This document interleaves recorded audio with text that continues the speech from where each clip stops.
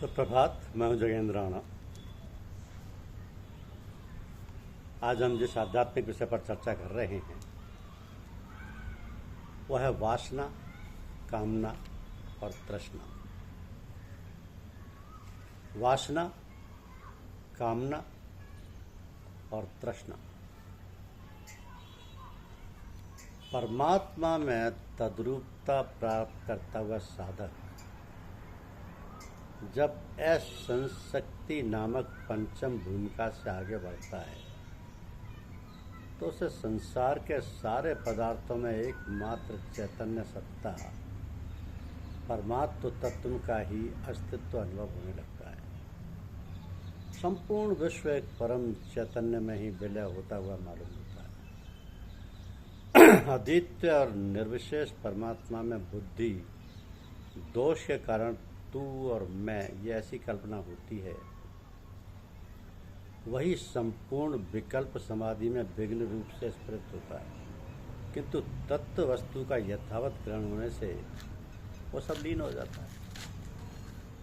योगी पुरुष चित्त की शांति, इंद्रिय निग्रह, विषयों से उपरति और क्षमा से युक्त होकर समाधि का निरंतर अभ्यास करता हुआ अपने सर्वात्म भाव का अनुभव करता है। उसके या समाधि के द्वारा अविद्या रूप अंधकार से उत्पन्न हुए समस्त विकल्पों को भली भांति ध्वस्त करके निष्क्रिय और निर्विकल्प होकर आनंद पूर्वक ब्रह्माकार वृत्ति से रहता है।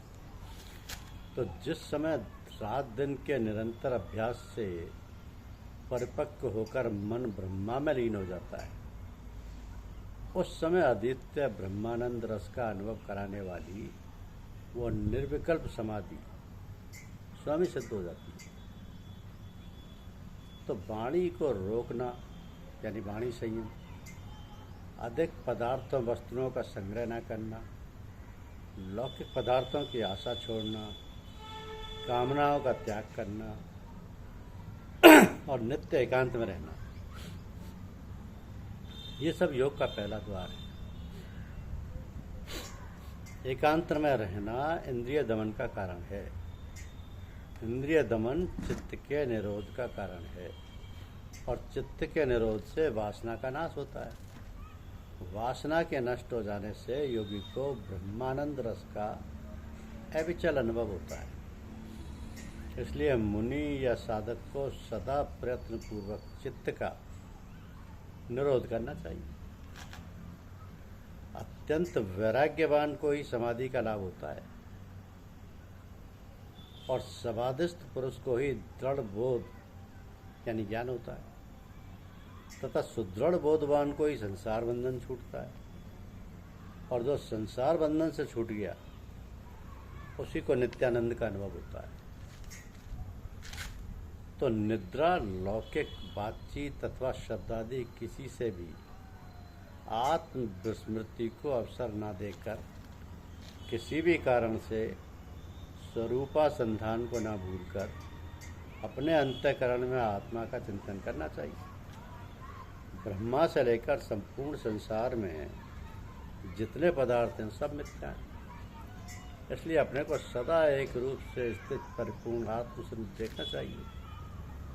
परम पूज्य सदगुरुदेव के ही वचनों से चार चिरैया चार ही रंग, दरवा भीतर एक ही रंग। जैसे बर्फ के बने हुए घड़ों को समुद्र में डाल दिया जाए तो उन घड़ों के बाहर भी जले, भीतर भी जले, और वे बर्फ के बने होने से खुद भी जली है।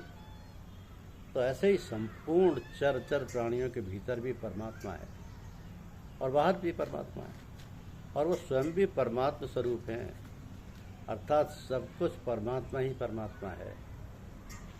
तो परमात्मा तीन दृष्टियों से दूर और नज़दीक से नज़दीक है। पहला देशकृत, दूसरा कालकृत और तीसरा वस्तुकृत। तो पहले से पहले वही परमात्म तत्व है और पीछे से पीछे भी वही परमात्मा है। तो संसार की संपूर्ण वस्तुओं के पहले भी परमात्मा है और अंत में भी परमात्मा है। और वस्तुओं के रूप में भी वही परमात्मा है।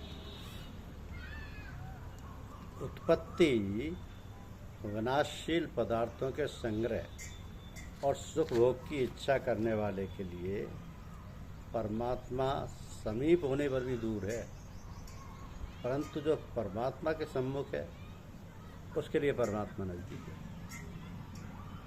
तो परमात्मा प्राप्ति की उत्कट अभिलाषा होते ही परमात्मा की प्राप्ति हो जाती है, अर्थात परमात्मा से नित्य योग का अनुभव हो जाता है। पृथ्वी से दूर जल है, जल से दूर तेज है, तेज से दूर वायु है, और वायु से दूर आकाश है, आकाश से दूर महतत्व है, महतत्व से दूर प्रकृति है, और प्रकृति से दूर परमात्मा है।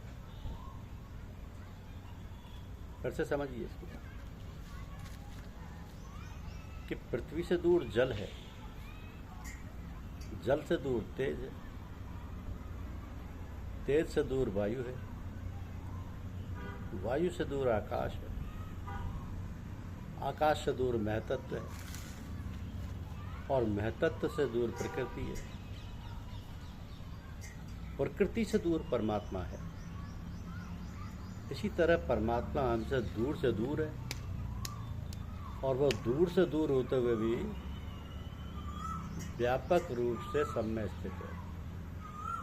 इसलिए परमात्मा सबका आदि कारण है और कारण सब कार्यों में रहता है। प्रकृति से नजदीक स्थूल शरीर है, क्योंकि स्थूल शरीर प्रकृति का कार्य है। स्थूल शरीर के नजदीक सूक्ष्म शरीर है, सूक्ष्म शरीर के नजदीक कारण शरीर है, और कारण शरीर के नजदीक अहम है। अहम के पर्दे के उस ओर परमात्मा है, इसलिए परमात्मा नजदीक से नजदीक है। तो परमात्मा जितना नजदीक है उतना नजदीक दूसरा कोई है भी नहीं। अर्थात ध्यान योग का अभ्यास करते करते जिस साधक का अंतःकरण अपने स्वरूप में तल्लीन हो गया है, अपने स्वरूप में तल्लीन होने के बाद साधक का अंतःकरण से संबंध विच्छेद हो जाता है।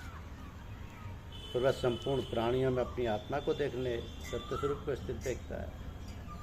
जैसे साधारण प्राणी सारे शरीर में अपने आप को देखता है, अर्थात शरीर के सभी अवयवों में, अंशों में मैं को पूर्ण रूप से देखता है। ऐसे ही संदर्शी महापुरुष सब प्राणियों में अपने स्वरूप यानी आत्मा को देखता है, अर्थात अपने सर्वगत असीम सच्चिदानंदमय स्वरूप में ही सभी प्राणियों को तथा सारे संसार को देखता है। तो प्रथम या तो चित्त स्वरूप यानी आत्मा में स्थित हो जाए, दूसरी संपूर्ण पदार्थों से निष्प्रह हो जाए। स्वरूप यानी आत्मा में लगते लगते मन जब स्वरूप में स्थित हो जाता है तो फिर मन में किसी वस्तु, व्यक्ति, परिस्थिति आदि का चिंतन नहीं होता। फिर तो मन स्वरूप में ही तल्लीन हो जाता है, यानी कि मन आत्मा में ही तल्लीन हो जाता है। तो इस प्रकार स्वरूप में ही मन लगा रहने से ध्यान योगी, मन लगा रहने से ध्यान योगी वासना, कामना, आशा, तृष्णा आदि से सर्वथा रहित हो जाता है। इतना ही नहीं, वो जीवन निर्वाह के लिए उपयोगी पदार्थों से भी निष्प्रह हो जाता है। उसके मन में किसी भी वस्तु आदि की किंचित मात्र भी स्पृहा नहीं रहती, तब वो असली योगी करे। तो स्वरूप में ही मन लगा रहने से ध्यान योगी वासना, कामना, तृष्णा आदि से सर्वथा रहित हो जाता है। इतना ही नहीं, वो जीवन निर्वाह के लिए उपयोगी पदार्थों से भी निष्क्रिय हो जाता है।